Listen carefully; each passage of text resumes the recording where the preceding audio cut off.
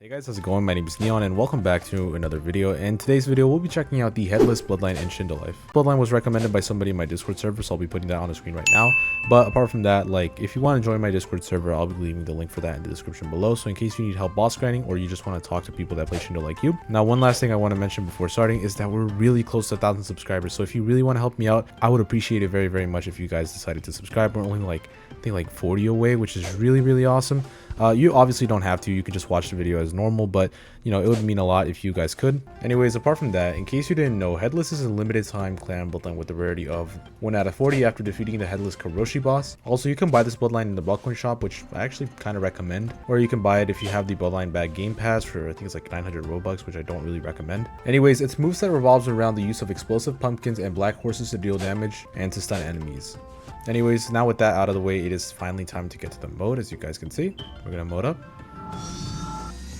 You know, no fancy effects, as you can see.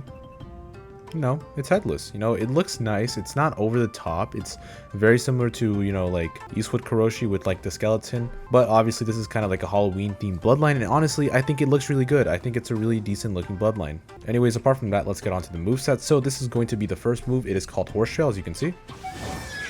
You basically kind of go around. It's kind of similar to Rei Karada, as you can see. It leaves a trail of fire which does damage to multiple enemies, which is very nice. Anyways, now it is time for the second move. As you can see, it is called Pumpkin Bomb.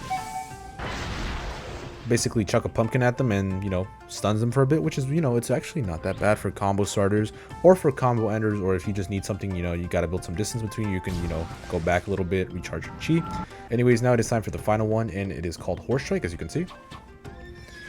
Now, this one basically is probably the best one because it kind of auto tracks in whatever direction you point it at, and basically it stuns the opponents no matter what. It can affect multiple people, it stuns them and deals damage. Honestly, this is probably one of the best moves in the entire game as of now, especially with the current meta and also Minikaze getting nerfed. Anyways, the next move we're going to try out is the E-spec, but you're going to have to give me a second since it's a counter. Alright, so we have some Nimbus Assassins right here, so we're just going to attack them real quick. There we go. Anyways, we have another Nimbus Assassin right here. We're going to attack this guy right here. There we go.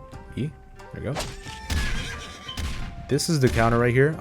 As you can see, it's kind of like if horses could do the Bruce Kenichi dynamic stomp. But yeah, it isn't overall that bad, and honestly for a, you know, for a counter, it's pretty okay. You know, it affects multiple people, which is actually pretty cool. Anyways, now that we are here, we're going to be using the Q spec on this guy. There we go.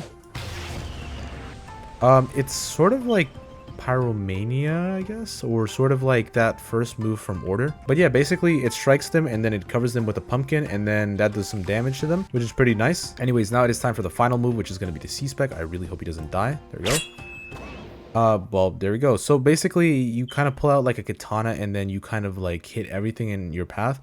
Now, obviously, it only did 33,000 damage to him, but it does a lot of damage, and also it can affect multiple people. Honestly, that's a really good move to get you out of a sticky situation.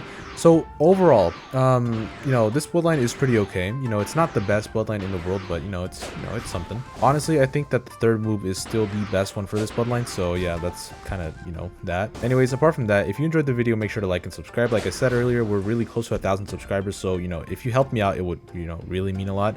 Anyways, apart from that, thank you so much for watching, and I guess I'll see you guys in the next video. So yeah, peace out, guys.